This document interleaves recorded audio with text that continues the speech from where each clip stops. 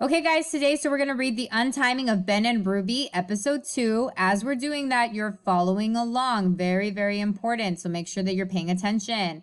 We have already seen that Ben has had a lot of anxiety. He's filled with anxiousness, and Ruby knows that.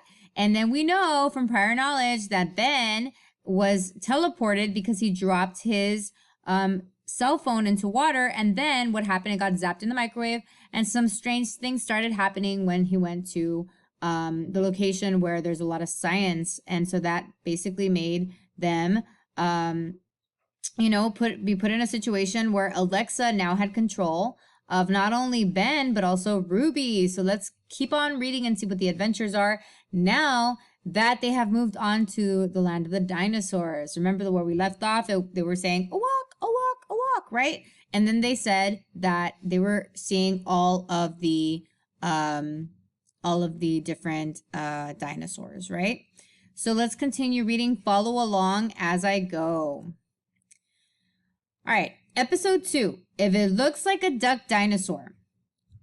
When we last saw Ben and Ruby, Ben's cell phone got zapped by a time machine, and Alexa, the cell phone voice, sent them to prehistory to learn more about the house captor Esculai.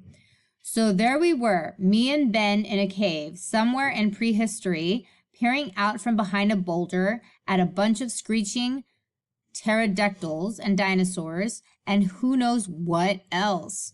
I gotta tell you, it takes a lot to rock my boat, but I was shaken and rattled to the max. And the funny thing is, the only thought I had in my head was, I'm missing gymnastics practice. What am I gonna tell Coach Niedermeyer?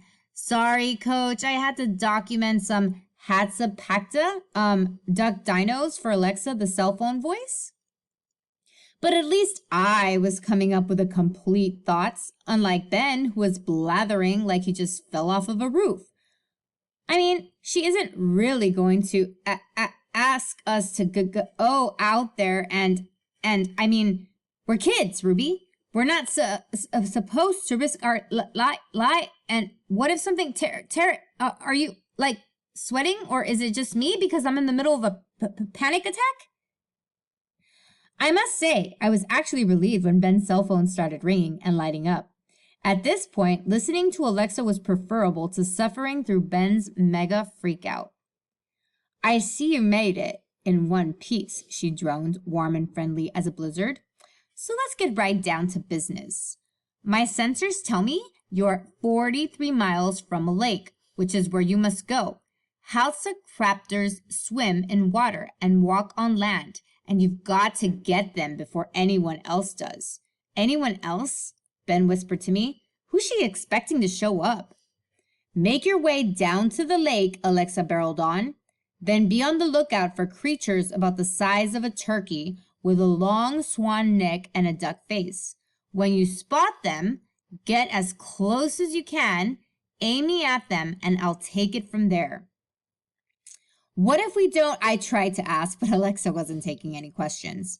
And one other thing, you are not to take anything back with you when you're done. No souvenirs, no photos, no nothing, not under any circumstances, or there will be very serious consequences. And with that, she was gone, and we were off to find the duck dinos. We slipped out of the cave and into flat sunlight, and the sound of swooping and chomping, and Ben breathing hard and deep like Darth Vader. Sure enough, there was a pathway leading down the mountain to a lake in a broad valley. Fortunately, there were boulders we could hide behind along the way.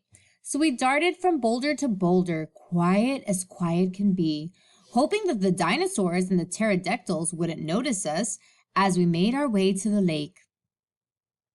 Then Ben made a terrible mistake. He started whispering to me, Look, Ruby, everything is so green, and the flowers. Ben's whisper echoed in every direction. We froze in place, holding our breath, and then pandemonium.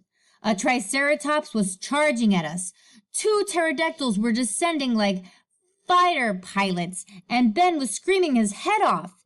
I have no idea what possessed me, but I pulled out my cell phone and went to my song playlist and selected my all-time favorite BTS song, Save Me. Save me, save me, please save me, save me. Jin, Suga, and the boys started echoing in the hot prehistoric air. The instant they heard the music, the Triceratops stopped in its tracks, and the two swooping pterodactyls suddenly landed. They were all confused at first, and then they seemed to start chillaxing big time, which didn't surprise me in the least. K-pop has the exact same effect on my kid brother Leopard's 3 hamsters.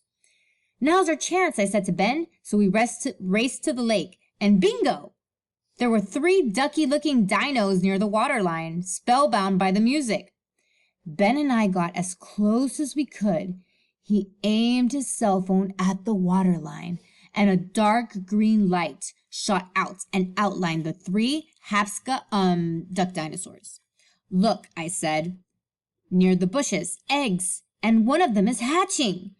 We gotta get this, Ben said, aiming his cell phone at the little duck dino cracking through the shell, and again, light materialized and outlined the little Dickens. As we raced back up the mountain to the cave, I spotted the most confounding prehistoric sight of all, a plastic water bottle near a bush as plain as day, and all we could do was look at each other in disbelief. Someone else is here, Ruby. Someone from the future. Just then, the pale blue and orange lights started shimmering, and Ben and I were once again spinning through time and space.